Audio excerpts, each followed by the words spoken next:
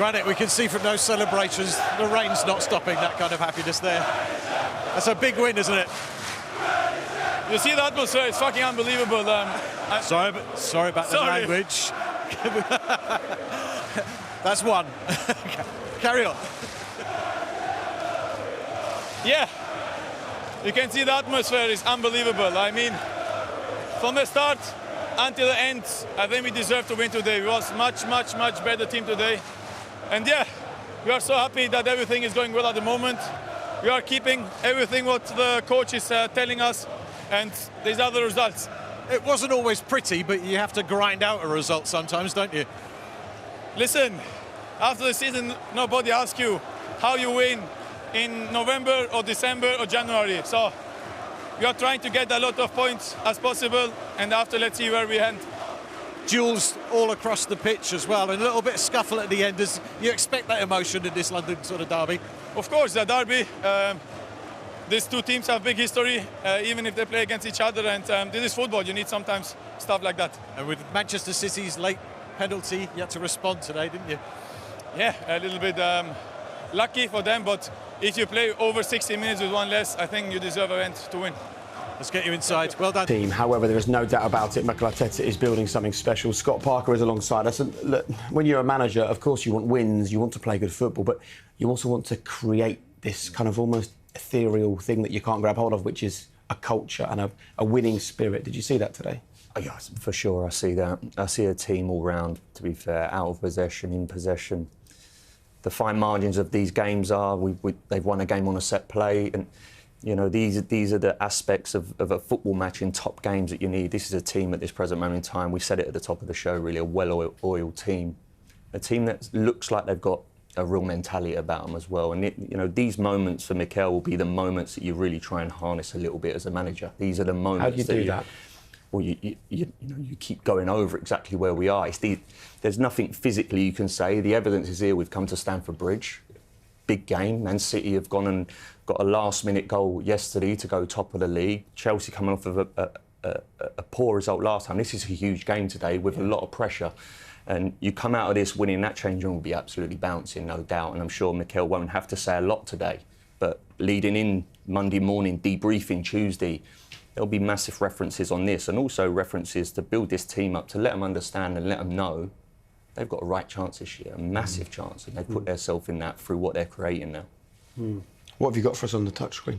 I think Scott touched on it there, in that they're going to be harnessing some of the good things that they've done as a confidence builder. And I think today, as much as anything was out of possession, how good they were positionally, they were almost perfect. I'll take you through this clip here. And Mendy playing out. Yes, you can play out, but just watch the approach. Just these little details like this from Jesus there, going in there to make sure that the centre half with the ball has to go that way. Then the team can then all lock on. Get onto your men, press. Make sure you get against people and don't allow players at any time. And here they're in control. I talked about it before the break.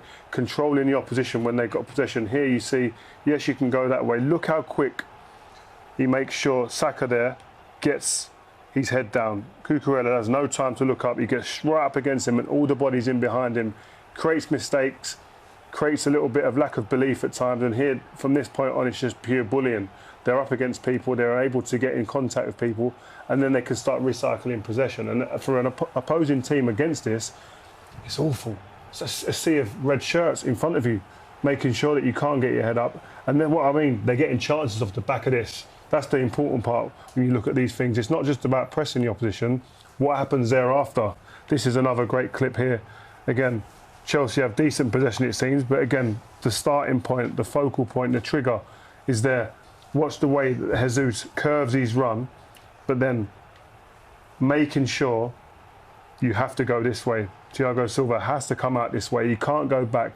And then at this point, all of the players are then locking on again. There you go, look, straight away. This is almost like a mirror image of the last clip, but I'll show you the little difference here.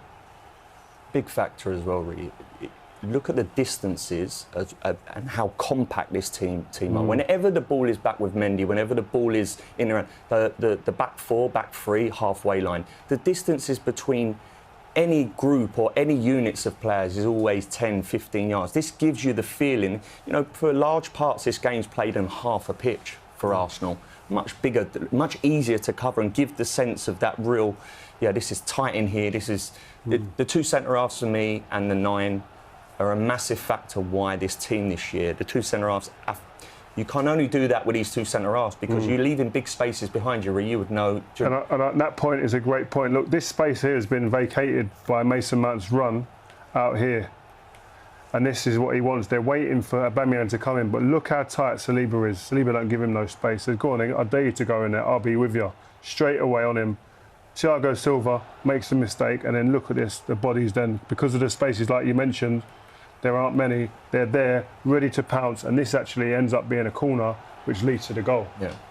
So you're getting your rewards from your real aggressive and brave defensive shape. It's roles and responsibilities, isn't it? Every player knows exactly where to be. Jesus, though, is a player that's in a lot of those clips. And we talk about, you know, a lot of talk today about Aubameyang, but Jesus, I thought today, was really leading that line brilliantly. And he does that both with the ball and without. The work rate that he has when they're not in possession of the ball, I think is a real example to all those young players. And then they switch in and they just lock the team in. Chelsea couldn't get out at times today. Let's have a look then at the goal that came from that corner. And we can praise Arsenal all we like. What about question marks over Chelsea's defending for this corner? Yeah, you're always disappointed massively when you can see the set play goal. Havertz, I don't know why Havertz has gone so front in that front zone. If his starting position there is quiet, it just creates that space. And at that moment, Arsenal are very good at attacking this near post space from corners and set plays. They scored a lot of goals in this area last year.